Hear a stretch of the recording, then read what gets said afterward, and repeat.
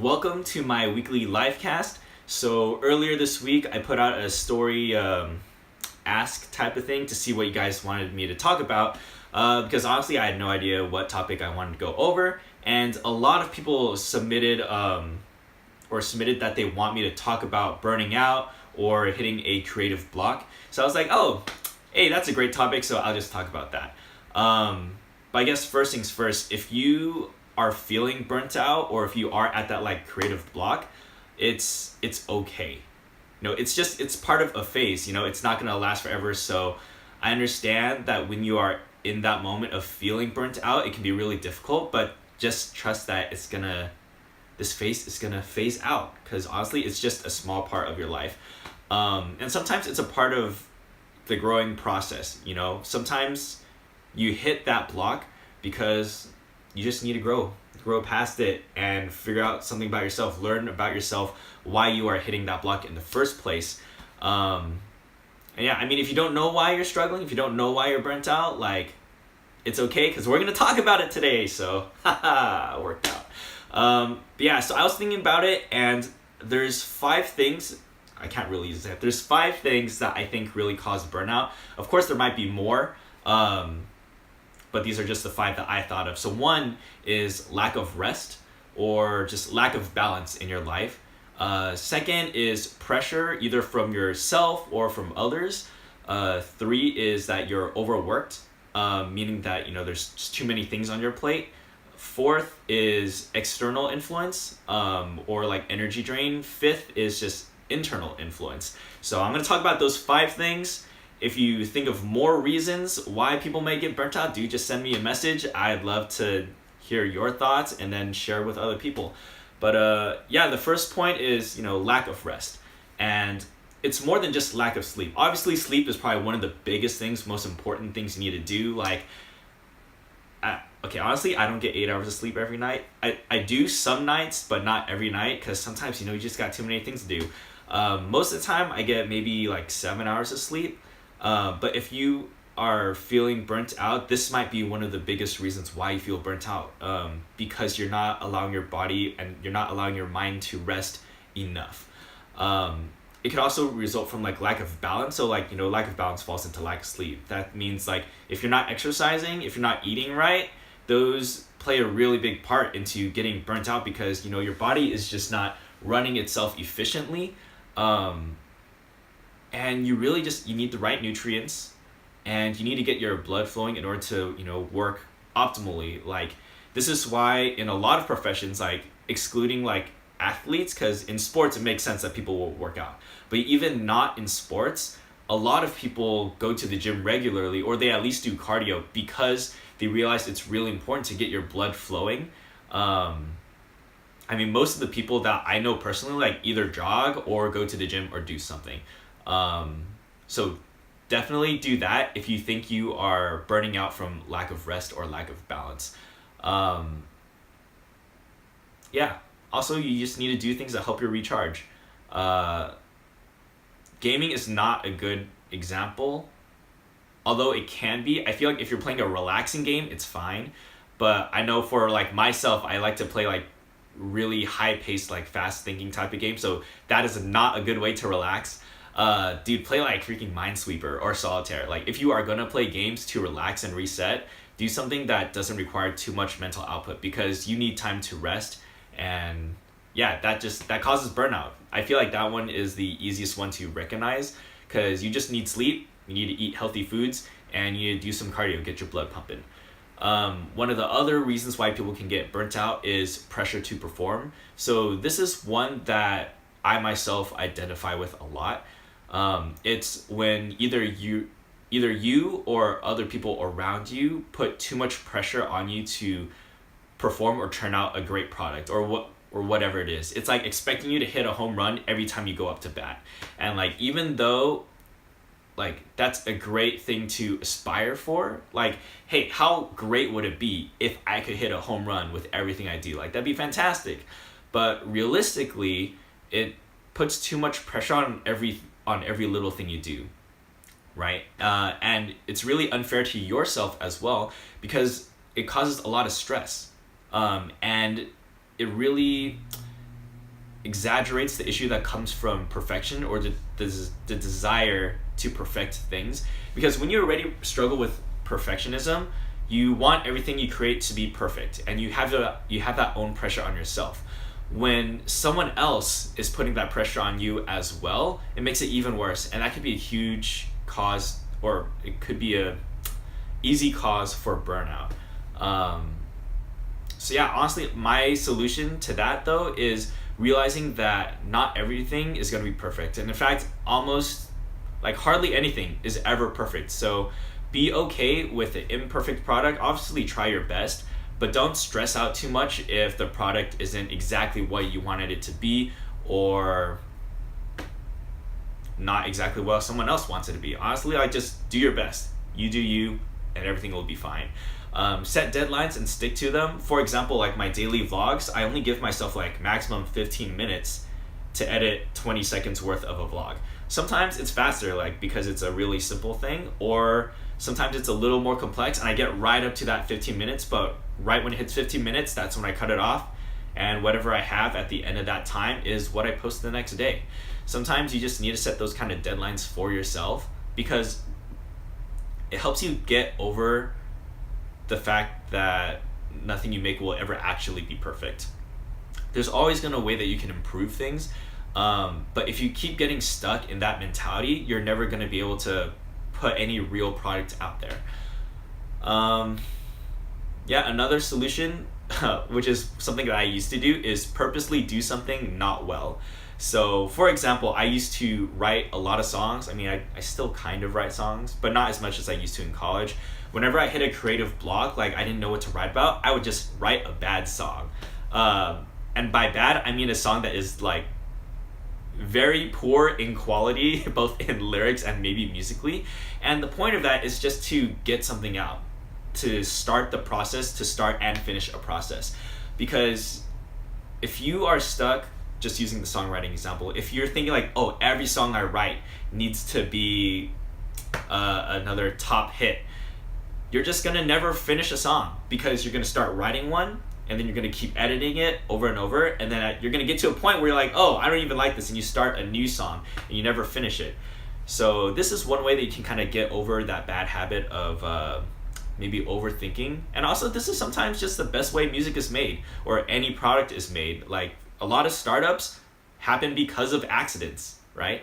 So that's one of the ways that I would counter that pressure to perform. Just do something. You don't even have to tell other people. Maybe do something for yourself and purposely do it poorly, just so that you can start and finish something. And I find that whenever I try that method, I end up like snapping out of the creative block like midway anyway. So yeah, that's one recommendation. Another reason why you may be struggling with burnout, oh my gosh, I just zoomed out of my notes, whoops, is if you are overworked. So that means like if you have too many things on your plate, or your schedule is too packed. So I don't know if a lot of you like really identify with this one, because I think most of my followers are in college or in grad school. So I'm actually in grad school and I'm also working, so it's kind of like a struggle to balance. But what happens when you have too many obligations or too many responsibilities is it's easy to get overwhelmed in your mind and then burn out from that, because of constant stress that once I finish this, I have something else to do. So yeah, if you struggle with that, I would recommend prioritize. Obviously it'd be great to do everything you wanted. It'd be great to get all A's in your studies and then be the top performer at work or something like that. It'd be fantastic if you could do everything, but the reality is that you can't. So don't try to do everything well. Just set priorities, like make a list and rank things like top to bottom, like what are the most important things to you, and the things that come out on the top, the things that are most important, dedicate more of your time to doing those things well. And the things that are at the bottom, just be okay with letting them go. Like if you do have time, go ahead and do those things. But if you don't, like just let it go, man. Pull a Frozen moment, like just let it go. Yeah, I guarantee you'll be like much happier, like living like that, living with priorities, rather than just a list of things that you have to do everything. Just set rankings and prioritize your life based off of that.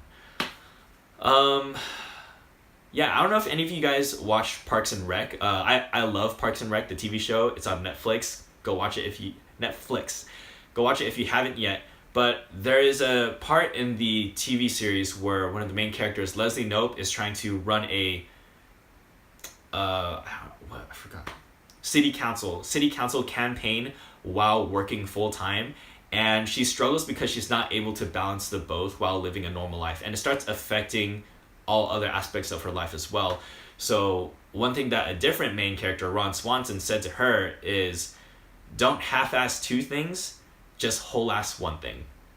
All right, and that's actually great advice, because when you try to dedicate 100% of your effort into two things, you're just not going to do well at both of those things. So it's better to just focus on one first and then move sequentially down the list of priorities. All right. So those are three ways that you can get to that stage of burnout. Fourth is external influences or energy drain. So me as an introvert, I say this because other people drain me. Not that I don't like people, it's just that I get drained when I spend a lot of time in social settings, or even talking to people, or even just messaging people online. Like, I'll be honest, like, I get tired doing it. Especially if I have to keep bringing up a certain level of energy when I interact with those people. So I think really coming to terms with who you are, how you operate, is really important when it comes to external influences and balancing your social interaction. I know for you extroverts here, like, that doesn't apply for you, but that doesn't necessarily just mean people. It also means where you're surrounding, or who you are surrounding yourself with, the environment that you're in. If you are constantly in like a dark room, it's gonna be hella easy to just nap and then not get anything done. Versus like if you go to like Newport Public Library, for example, the whole library has got like tons of windows everywhere, lots of light shining through, you feel productive, you do work. There's a thing about working during the day versus working at night. Not saying you can't work at night, but it's honestly easier to just work when there's natural daylight around. Like, I don't know how else to say it. Work during the day, sleep at night.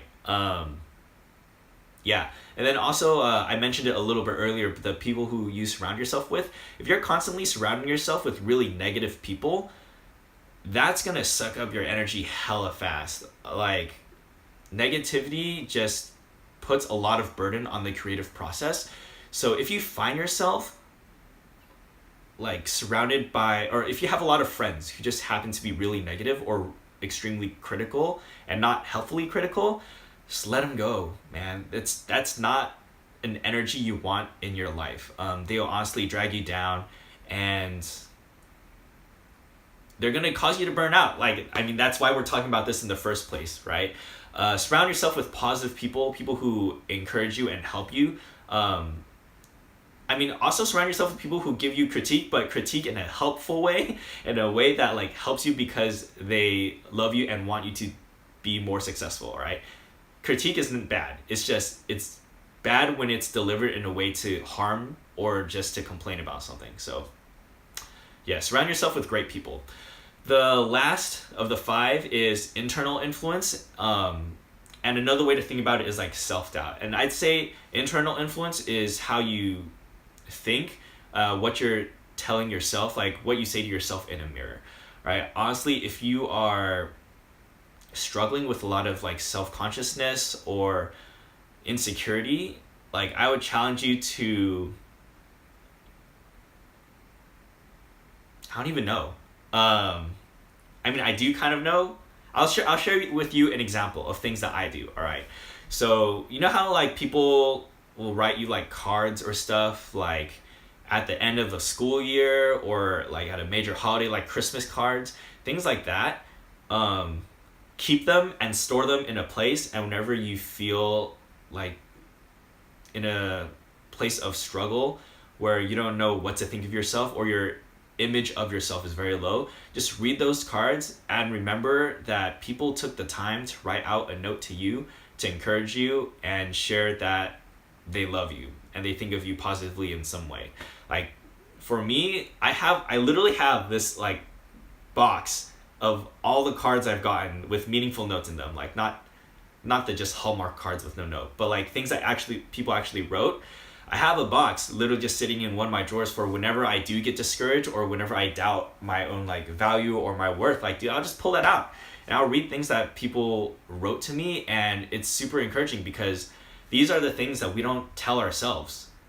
You know, when is the last time you looked in the mirror and you told yourself like, hey, you are a freaking awesome person? Like, I mean, honestly, I don't even do that. I should do that, but I don't. But, you know, try to think positively and remind yourself that there are people in life who care about you. And if anything, of those 5, this is probably the most important, at least in my opinion, because the way you think about yourself really sets how you do in life. You know, if you believe that you are a great person and that regardless of the struggles that come your way, you'll be able to overcome them, you will just naturally overcome all the struggles. Like, I promise you, like, if you develop that kind of confidence that stems from just preaching to yourselves like truths about your character, you'll be a much happier person in life. You know, remind yourself the good things about yourself, right? Like, so for example, what is something I like? Something I like about myself is that I'm good at comforting others. Wow, it kind of feels weird to say, but hey, like, that is a great quality that I have. Like, I need to keep reminding myself that I'm good at that. And the more you reaffirm yourself of the truths about your character, the more it's going to reflect in your life, and the more it's going to influence your inner psyche, and you'll just not be as burnt out anymore. Yeah, I honestly think like that's probably the biggest struggle, internal influence. But to recap, there's a lack of rest / lack of balance, pressure either from yourself or from others to perform, being overworked, so having too many things on your plate, external influence, so who you're surrounding yourself with, and internal influence. So hey, that's 5. We covered 5 things. So if you're feeling burnt out, it's probably one of these 5 that is causing you to feel burnt out or like at a creative block. Yeah, if you have more questions or if you want more examples of how to tackle these different things, like, feel free to message me.